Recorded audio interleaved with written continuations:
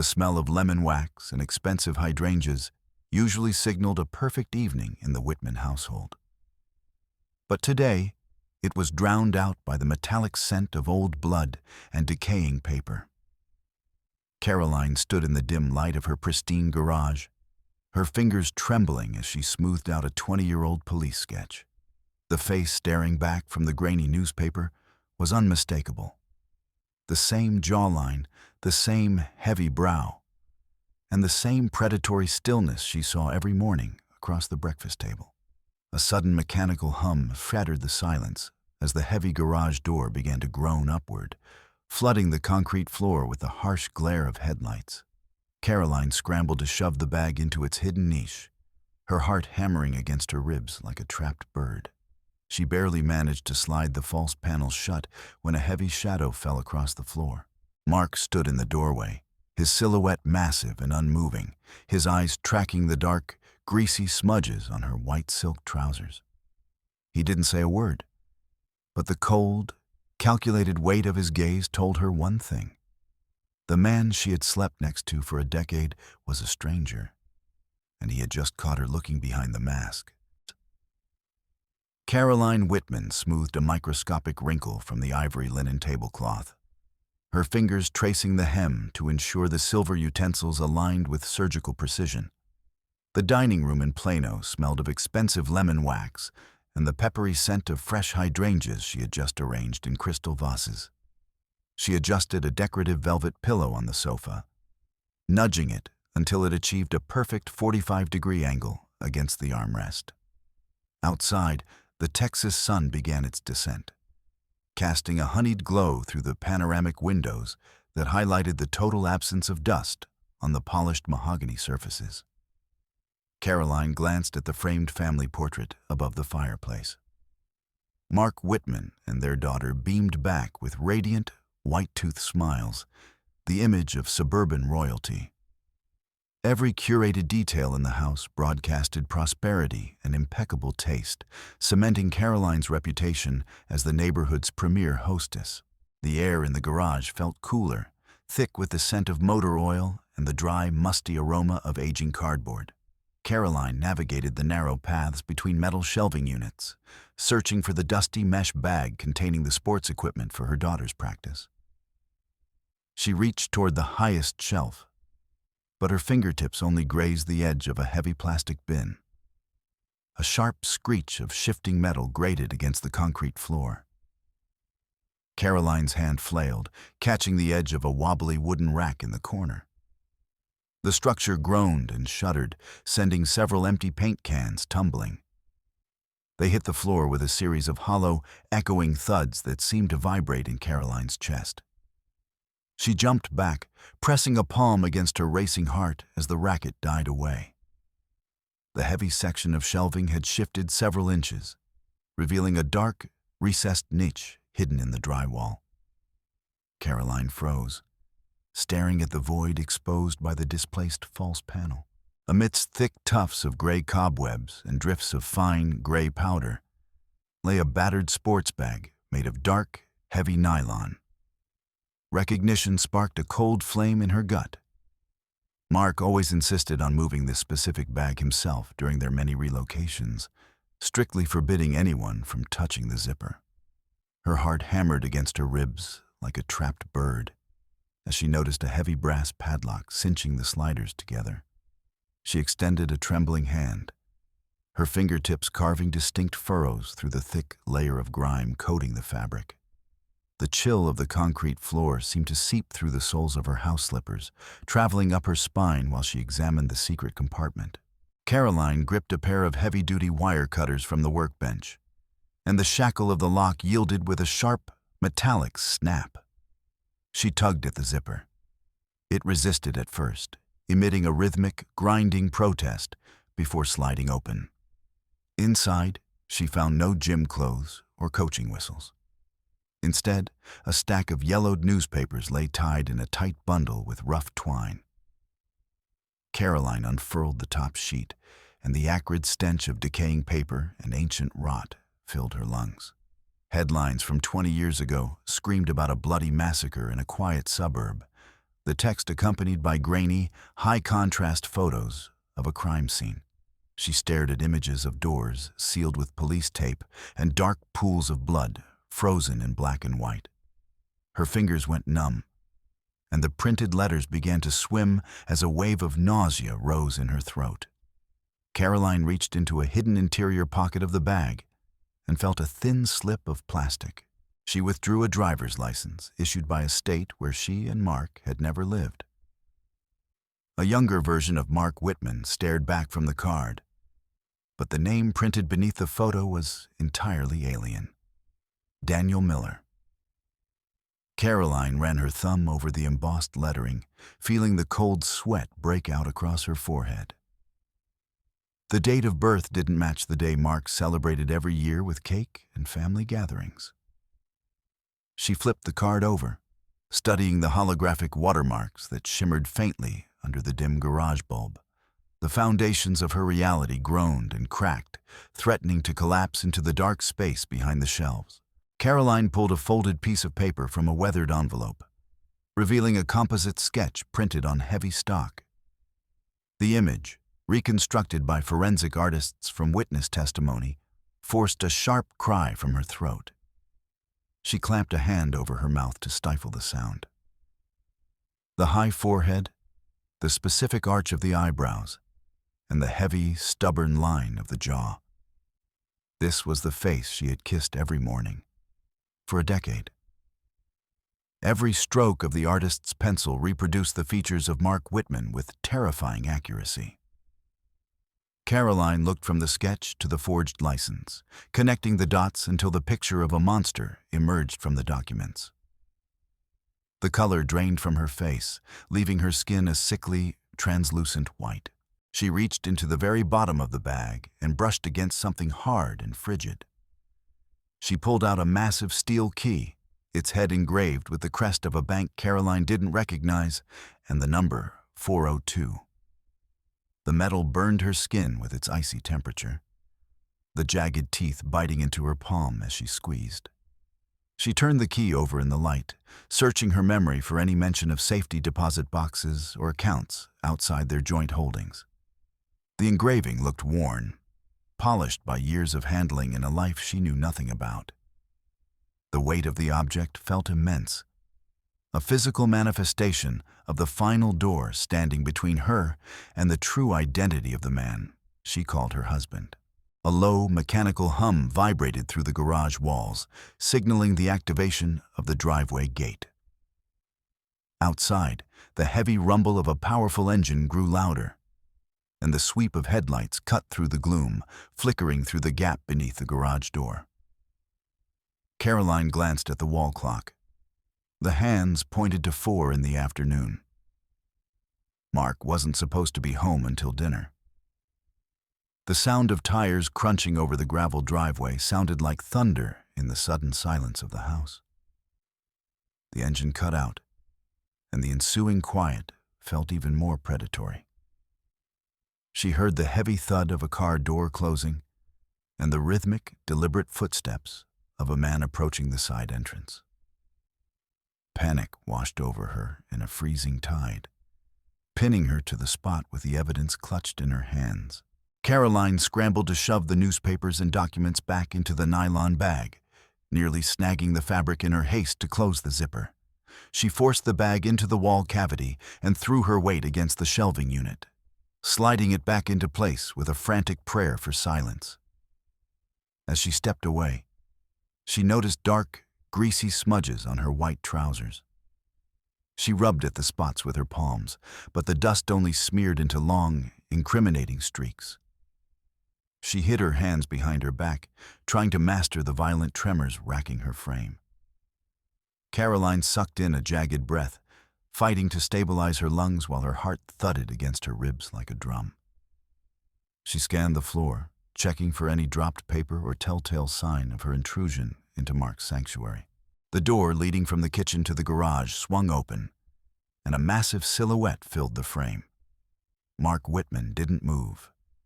He stood perfectly still, his face cast in shadow while his eyes tracked his wife's every twitch. The air in the garage seemed to thicken, turning heavy and stale, making every breath a struggle. Mark kept his hands buried in the pockets of his dark overcoat, his shoulders squared and his chin tilted slightly downward. He remained silent, and that lack of sound pressed against Caroline more painfully than a shout. A chill raced down her spine as Mark's gaze slowly drifted from her face to the slightly crooked shelving unit standing directly behind her. Caroline forced her lips into a brittle, unnatural smile, the muscles in her face twitching with the effort. She took a tentative step toward him, avoiding the sight of his clenched jaw. She stammered out an excuse, claiming she had been looking for an old jump rope for their daughter and had accidentally bumped the shelves, causing the mess. Her voice sounded thin and strained, a fragile thread that threatened to snap at any moment. Mark continued his silent vigil, his eyes narrowing into two dark, unreadable slits. Caroline nervously brushed a stray hair from her forehead, inadvertently smearing a streak of garage grime across her skin. She prayed he couldn't see the way her knees shook beneath the thin fabric of her clothes. Caroline sat across from her husband at the mahogany dining table, mechanically pushing a piece of medium-rare steak around her fine china plate. The clink of her silver knife against the porcelain sounded like a gunshot in the tomb-like silence of the room. Mark chewed his food with slow, rhythmic precision, his movements measured and graceful, like a predator at rest. Caroline stared at his hands, the large, capable hands that might have authored the atrocities described in those old clippings. The light from the crystal chandelier glittered in Mark's eyes, making them appear glass-like and devoid of warmth. Caroline realized then that the walls of their beautiful Plano home had become a cage, and her entire life was nothing more than a stage set built for a monster. Caroline sat in the cramped, windowless archive room of the county records office, where the air tasted of vinegar and old paper. The fluorescent lamp overhead hummed a low, irritating B-flat, casting a harsh yellow glare on the jaundiced pages of an Illinois death registry. Her finger traced the columns of names until it stopped on a line that made her blood turn to slush. Mark Whitman, age 7. Deceased following a multi-vehicle collision. The date of death was August 1998. A cold sweat soaked her blouse as she read the burial plot location in a small Chicago cemetery. The real Mark Whitman had never grown up, never moved to Texas, and certainly never married her. Caroline closed the heavy ledger, and the thud of the cover sounded exactly like a coffin lid sealing shut. Later, she spread copies of Mark's documents across the kitchen island, illuminating them with a high-intensity flashlight. Under the magnifying glass, the edges of the state seal on Mark's birth certificate appeared too crisp, lacking the natural bleed of ink into paper common in documents from 40 years ago. She spotted a microscopic misalignment in the font of the serial number, a hallmark of a professional forgery. She compared the texture of the paper to her own birth certificate, her fingertips detecting the subtle difference in fiber density. Every letter of the name Mark Whitman looked as if it had been grafted onto a stolen life. Caroline leaned back, staring at the stack of paper that transformed her 10-year marriage into a legal mirage built on a dead boy's identity. Caroline gripped a glass of chilled Chardonnay, standing amidst a circle of perfectly coiffed women on the country club terrace. Her neighbor, Cynthia, leaned in, the cloying scent of her floral perfume stinging Caroline's nose. Cynthia asked which elementary school in Boston Mark had attended, mentioning her cousin couldn't find him in any of the old yearbooks. Caroline felt the silk collar of her dress begin to choke her, her smile hardening into a porcelain mask. She fabricated a story about homeschooling and a nomadic childhood, hearing her own voice waver under the weight of the lie. Plano suddenly felt like a glass aquarium, where every hairline fracture in Mark's legend was being magnified for the world to see. She parked her car 3 blocks away from the private investigator's office, hiding her face beneath the wide brim of a felt hat. She walked briskly down the sidewalk, clutching an envelope of cash in her pocket, when a familiar glint of black paint caught her eye. Parked directly across from the agency's entrance was Mark's black SUV. The windows were tinted to a deep, impenetrable charcoal. But Caroline recognized the specific tilt of the headrest and the custom satellite antenna on the roof. Her heart performed a sickening somersault in her chest. She spun around, pretending to study a display of vitamins in a pharmacy window. She almost ran back to her car, feeling an imaginary crosshair centered on the back of her neck. Realizing Mark was always one move ahead in a game she didn't know they were playing, Caroline burst into the school lobby. But she found only her daughter's empty locker and the sympathetic shrug of the receptionist. The woman explained that Mark had stopped by an hour early, claiming their weekend plans had shifted. Caroline dialed her husband's number, her breath hitching until he finally answered on the 5th ring. His voice was a calm, level drone, underscored by the whistling rush of wind. Mark informed her they were already at the lake house, and that Sophie was thrilled about the surprise camping trip. Caroline squeezed the phone so hard the screen spiderwebbed under her thumb. She knew this wasn't a vacation. Mark had seized the only leverage that could force her into silence, while helping her daughter unpack after the trip. Caroline's hand brushed against a small plush bear Sophie refused to set down. Feeling along the seam of the toy's back, she detected a hard, rectangular lump beneath the synthetic fur. She waited until the girl went into the bathroom to brush her teeth, then used embroidery scissors to snip the threads.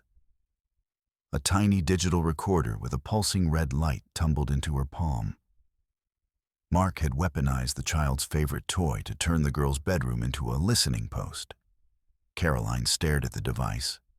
The realization that her every private word and midnight sob had been harvested and scrutinized by Mark, inducing a wave of cold, paralyzing nausea. Caroline sat in Helen's opulent living room, where the floor-to-ceiling windows offered a view of the manicured 18th green. Helen stirred her tea with a silver spoon, the rhythmic tinkling sounding like a funeral knell to Caroline's ears. When Caroline began to whisper about forged licenses and death records, Helen's face went rigid, her features as immobile as a doll's. Helen reached out, patting Caroline's hand with a touch that felt like ice, and suggested a high-end therapist to help with what she called a midlife crisis. She pointedly reminded Caroline that her husband, the judge, took great pride in Mark's reputation as a local pillar. Caroline understood then that, in Plano, a comfortable lie was worth more than a devastating truth. Mark pulled out a chair for his wife, gesturing for her to join him at a table set for two beneath the ancient oaks in their garden. He produced a velvet box, revealing a heavy necklace of white gold encrusted with deep, midnight blue sapphires. Mark stepped behind her, and Caroline felt the radiant heat of his breath against the nape of her neck. His fingers, dry and immensely strong, slowly worked the clasp. Once secured, he gave the chain a slight, deliberate tug, forcing her to tilt her chin upward. The metal burned her skin with its cold weight, and the sharp settings of the stones bit into her collarbones. Caroline saw their reflection in the dark kitchen window. Mark was smiling, but his hands held the jewelry like a leash. The strobe-like pulse of red and blue lights filled the car's interior, reflecting off the leather seats. Caroline gripped the door handle, a desperate hope rising that a simple traffic stop might become her salvation. Mark rolled down the window with a practiced, easy motion and handed the officer his license, the one identifying him as Daniel Miller. Caroline opened her mouth to scream, to tell the officer everything. But Mark beat her to it, cracking a joke about a faulty taillight and admiring the officer's service record. The policeman chuckled, returned the documents, and wished the coach a pleasant evening. Mark pulled away from the curb, and Caroline saw the triumphant, jagged edge of a predator's smile in his profile. Caroline tried to pay for her groceries, but the card reader emitted 3 sharp, discordant beeps of rejection. She tried a secondary card, then a third, with the same humiliating result. She pulled up her banking app on her phone and stared at the empty fields where their life savings used to be. Mark had severed her financial lifelines with a single keystroke. She stood at the register, feeling the heat of the impatient glares from the line behind her, realizing she didn't even have enough change for a bus fare. Mark had stripped her of her agency, reducing Caroline to a penniless ghost entirely dependent on the allowance he chose to provide. She walked into the master bedroom and found a neatly printed sheet of paper resting on her pillow. It was a comprehensive log of her internet search history. Queries about document forgery, cold case files from 20 years ago, and the contact information for private investigators. Mark hadn't left a note or initiated a confrontation. He had simply placed the list where she would be forced to see it before sleep. Caroline touched the paper. It was still warm from the laser printer. The silence in the house became a physical weight, vibrating with the invisible presence of her husband. She realized that every thought she had whispered to a search engine now belonged to him, and the exits were vanishing one by one. Caroline stood at the darkened kitchen window, watching the backyard illuminated by the pale, sickly glow of a Texas moon. Mark, dressed in heavy boots and a canvas work jacket, stood at the edge of the woods, driving a spade into the soft earth. The sound of the turf being sliced open reached her, even through the double-paned glass. Mark lowered a long, narrow bundle wrapped in black, heavy-duty plastic into a shallow trench and began to methodically shovel dirt over it. Caroline watched him tamp down the surface with his boots, erasing the evidence of his midnight labor. Suddenly, Mark stopped, his body tensing as he tilted his head up, staring directly into the dark window where she stood hidden. Caroline stepped into the hushed, climate-controlled lobby of the bank. The silence broken only by the low hum of the air conditioning and the sharp, rhythmic click of her heels on the polished marble. She handed the clerk the forged power of attorney, her hand steady despite the cold sweat slicking her palms. In her coat pocket, she gripped steel key number 402, its jagged teeth digging into her skin. The air in the vault area smelled of ozone and ancient paper. She felt a single bead of sweat track down her spine as the massive armored door hissed shut behind her with a heavy, hydraulic finality. The overhead lights glinted off the endless rows of stainless steel boxes, turning the room into a cold, metallic labyrinth.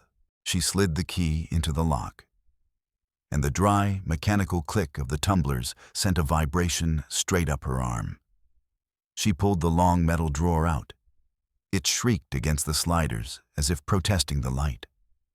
Inside, resting in the center of the empty space, lay a bundle wrapped in heavy rags that were saturated with dark, pungent machine oil. The sharp, chemical odor hit Caroline like a physical blow, triggering a reflexive gag. She lifted the object, surprised by its sudden, dense weight. The oily fabric clung to her skin, leaving dark, greasy smears on her fingers. She placed the bundle on the small viewing table, her breath coming in shallow hitches as the silence of the vault pressed against her ears. Caroline slowly peeled back the layers of stained cloth, revealing a cold, blackened blade. The hunting knife, featuring a wide blood groove and jagged serrations along the spine, caught the fluorescent light with a dull, malevolent shimmer. She saw dark, crusted flakes of something deep in the hilt and along the tip. It wasn't rust. It was ancient, organic matter, fused to the steel decades ago. Her fingers brushed the textured grip, and a jolt of pure electric terror surged through her. Every nick and scratch on the metal felt like a silent scream. She recoiled, staring at the trophy Mark had preserved, a physical anchor to the first life he had extinguished. At the very bottom of the box, Caroline spotted a square of heavy, glossy paper. She flipped it over to find a faded Polaroid. A young woman with glassy, unseeing eyes lay on a patterned rug, her blonde hair fanned out like a broken wing. Caroline recognized the victim from the newspaper clippings. She turned the photo over and saw a series of neat, slanted numbers written in Mark's unmistakable, elegant hand. A date, a time, and the single word, finalized, transformed the image into a gruesome receipt. Her stomach twisted into a hard, painful knot. Mark didn't just kill. He curated the final moments of his victims, filing them away with the cold efficiency of an accountant. A loud, authoritative rap on the heavy oak door made Caroline jump, her heart leaping into her throat. The bank guard's voice, muffled by the thickness of the wood, asked if she needed any assistance. Caroline frantically shoved the knife and the photograph into the hidden compartment of her black silk evening bag. The zipper snagged on the lining, and she yanked it shut with a desperate strength that snapped her fingernail down to the quick. She rubbed the oily residue from her fingers onto the dark lining of her coat. When the door opened, she was already standing by the table, pulling on her gloves. The guard's eyes lingered on her pallid face, but she merely nodded, clutching the bag to her side where the cold steel burned through the fabric. The ballroom for the Rose Ball was a sea of shimmering gold light and the constant musical chime of crystal. Caroline walked the length of the red carpet, the hem of her cobalt silk gown whispering against the plush pile. With every step, she felt the heavy weight of the knife inside her clutch strike her hip, a morbid pendulum marking the seconds of her old life. Camera flashes flared in her periphery, turning the faces of the Plano elite into unrecognizable white smears. She inhaled the scent of expensive lilies and roasted seafood, but the taste of machine oil remained stubborn in the back of her throat. She tightened her grip on the delicate strap of her bag, terrified the weight of the evidence would tear the silk. The mayor of Plano, his tuxedo buttons gleaming like small shields, called for silence before inviting the evening's guest of honor to the stage. Mark Whitman ascended the stairs with a confident, springy stride, adjusting his French cuffs with practiced ease. The room erupted in a thunderous standing ovation as the Citizen of the Year stepped to the microphone. Mark accepted the heavy, gold-plated statuette, his face radiating a perfect blend of humility and strength. Caroline watched his broad hand wrap around the award and saw the invisible bloodstains from that safety deposit box. The roar of the crowd sounded like a mocking jeer in her ears, while Mark spoke about the sacred foundations of family and community trust. Standing under the harsh glare of the spotlights, Mark slowly scanned the silent audience. His gaze locked onto Caroline, who stood paralyzed against a marble pillar at the back of the hall. He saw the way she white-knuckled her black evening bag, pressing it against her midsection as if shielding a wound. Beneath her makeup, her skin had taken on a gray, translucent quality, and her lips were a thin, bloodless line. Mark paused in his speech, the ensuing second of silence stretching until it felt like it would snap. He squinted almost imperceptibly, reading her terror like a map. Caroline felt her secret turn transparent under his stare, the bag in her hands feeling like a live coal. Caroline tried to retreat into the deserted service corridor leading to the restrooms, but Mark's hand clamped onto her shoulder like a vice. He spun her around, pinning her against the flocked wallpaper with a sudden, controlled violence. His fingers squeezed her wrist until her hand went numb, the circulation cutting off instantly. With his other hand, he slowly traced the outline of the evening bag, his thumb discovering the hard, unmistakable shape of the hunting knife through the silk. Caroline heard his breath hitch, a low, predatory sound, and saw cold, calculating fire ignite in his eyes.